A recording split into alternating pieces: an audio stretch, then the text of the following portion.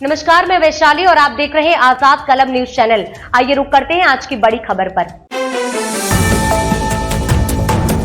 दिल्ली विधानसभा चुनाव में भारी जीत के बाद भारतीय जनता पार्टी में दिल्ली के अगले मुख्यमंत्री के चयन को लेकर चर्चा तेज हो गई। इस बीच सोमवार को सूत्रों के हवाले से एक बड़ा दावा किया गया, जिसमें कहा गया कि प्रवेश वर्मा का नाम मुख्यमंत्री के रूप में तय हो चुका है। दिल्ली विधानसभा चुनाव में बीजेपी के अभूतपूर्व प्रदर्शन के बाद दिल्ली में अगले मुख्यमंत्री के चयन की प्रक्रिया में तेजी आई है। बीजेपी के अध्यक्ष जेपी नड्डा ने 9 फरवरी को केंद्रीय गृह मंत्री अमित शाह से मुलाकात की थी और इस पर चर्चा की। वहीं 8 फरवरी को प्रधानमंत्री नरेंद्र मोदी सहित पार्टी के वरिष्ठ नेताओं ने बीजेपी मुख्यालय में इस मुद्दे पर चर्चा की। सूत्रों ने दावा किया कि बीजेपी ने दिल्ली के नए मुख्यमंत्री के रूप में प्रवेश वर्मा के नाम पर सहमति बना ली है। प्रवेश वर्मा वो नेता है जिन्होंने दिल्ली के मुख्यमंत्री अरविंद केजरीवाल को हराया था और उनकी जीत को देखते हुए बीजेपी ने उन्हें पार्टी का अगला चेहरा बनाने का निर्णय लिया है। लोकसभा में सोमवार को पंजाब के लुधियाना से कांग्रेस सांसद अमरिंदर सिंह राजा वडिंग ने एक प्रभावी और जोशीला भाषण दिया। इस भाषण ने न केवल कांग्रेस बल्कि सभी विपक्षी दलों को उत्साहित किया, जिन्होंने उनके भाषण के दौरान लगातार ताली बजाई। अपने 12 मिनट के भाषण में अमरिंदर सिंह ने मोदी सरकार को किसान, गरीब, अर्थव्यवस्था और गलत आंकड़ों पर घेरा। साथ ही उन्होंने मुकेश अंबानी के बेटे की शादी को लेकर भी प्रधानमंत्री नरेंद्र मोदी और राहुल गांधी के बीच का अंतर दर्शाया। अमरिंदर सिंह ने कहा, अंबानी के बेटे की शादी हुई, उस शादी में नाचने गाने वाले लोग गए, बड़े बड़े लोग और नेता वहां गए, प्रधानमंत्री भी गए, लेकिन मुझे गर्व है कि राहुल गांधी ने उस शादी में शामिल होने का निर्णय नहीं लिया। उन्होंने इस बात को एक अहम उदाहरण के रूप में पेश किया, जहां देश के आम लोग और गरीब इस तरह के भव्य आयोजनों से बहुत दूर हैं और ये उनका अपमान होता है। दिल्ली विधानसभा चुनाव में हार के बाद आम आदमी पार्टी को एक बड़ा झटका लगा है। पार्टी के बड़े नेता अरविंद केजरीवाल, मनीष सिसोदिया, सत्येंद्र जैन और सौरभ भारद्वाज भी इस बार जीत हासिल नहीं कर सके।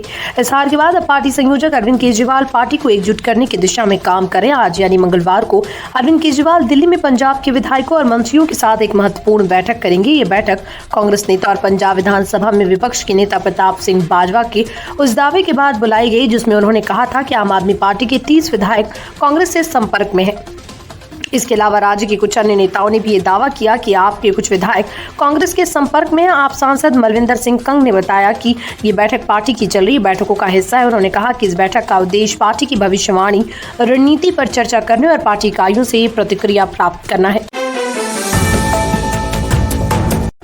भारत में आर्टिफिशियल इंटेलिजेंस के क्षेत्र में बड़ा परिवर्तन आ रहा है। इसके लिए प्रधानमंत्री नरेंद्र मोदी के दूरदर्शी नेतृत्व को श्रेय दिया जा रहा है। आने वाले समय में भारत वैश्विक स्तर पर आर्टिफिशियल इंटेलिजेंस के क्षेत्र में एक प्रमुख भूमिका निभाने वाला है। मोदी सरकार ने इस दिशा में कई महत्वपूर्ण कदम उठाए, जो भारतीय छात्रों, स्टार्टअप्स और शोधकर्ताओं को समान अवसर प्रदान करेंगे और देश में एआई का एक मजबूत इकोसिस्टम तैयार करेंगे। आइए जानते हैं कि मोदी सरकार ने किस प्रकार एआई के क्षेत्र को बढ़ावा देने के लिए बड़े कदम उठाए हैं। भारत सरकार ने 2024 में इंडिया एआई मिशन को मंजूरी दी है, जिसमें 10,300 करोड़ का आवंटन किया गया। इस मिशन के तहत एक उच्च स्तरीय कंप्यूटिंग सुविधा का निर्माण किया गया, जिसमें 18,693 GPUs का उपयोग किया जा रहा है। इससे भारत ने एआई के क्षेत्र में स्वदेशी समाधान को बढ़ावा देने की दिशा में एक महत्वपूर्ण कदम उठाया है। इस फैसले से छोटे स्टार्टअप, शोधकर्ताओं और छात्रों को उच्च स्तरीय कंप्यूटिंग संसाधनों तक पहुंच प्राप्त हो रही है, जो उन्हें एआई के क्षेत्र में नए विचारों और नवाचारों के साथ प्रयोग करने का अवसर प्रदान करेगा।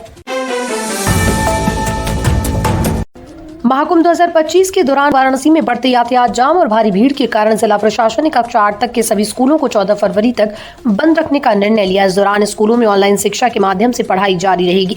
वाराणसी जिला प्रशासन ने यह कदम महाकुंभ के चलते शहर में हो रही भीड़ भाड़ और वाहनों के भारी दबाव को देखते हुए उठाया है।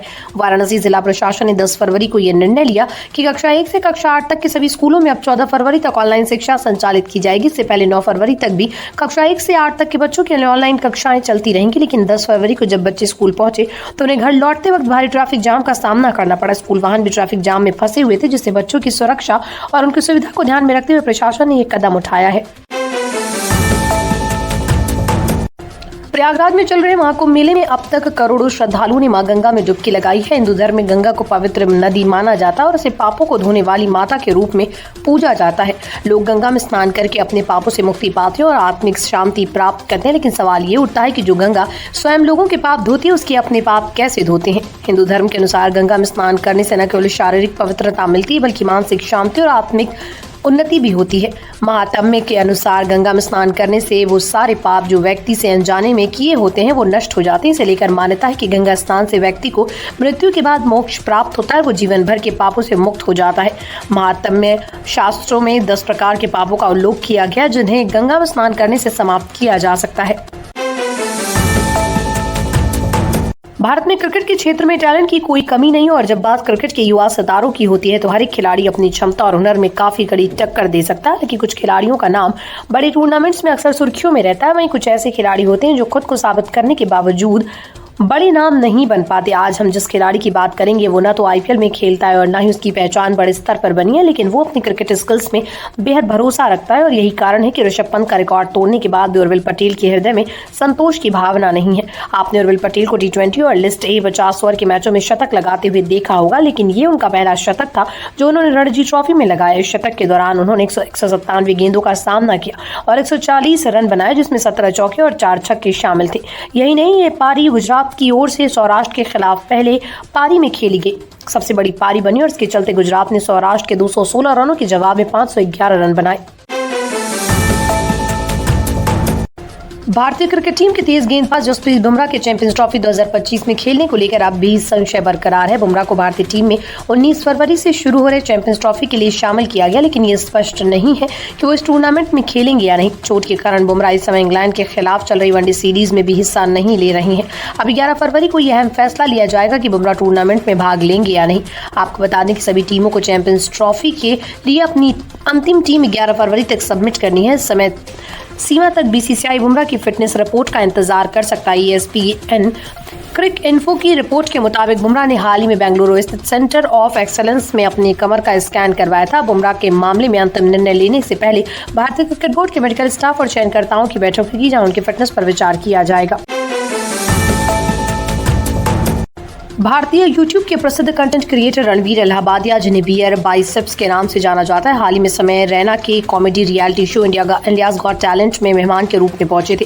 इस शो के दौरान रणवीर ने एक प्रतियोगी से एक विवादास्पद और आपत्तिजनक सवाल पूछा जो सोशल मीडिया पर तेजी से वायरल हो गया। इस सवाल को लेकर रणवीर इलाहाबादिया को काफी ट्रोल किया गया और मामला इतना बढ़ गया कि इसके खिलाफ कई शिकायतें और FIR दर्ज की गई। अब इस विवादित एपिसोड को यूट्यूब से हटा दिया गया।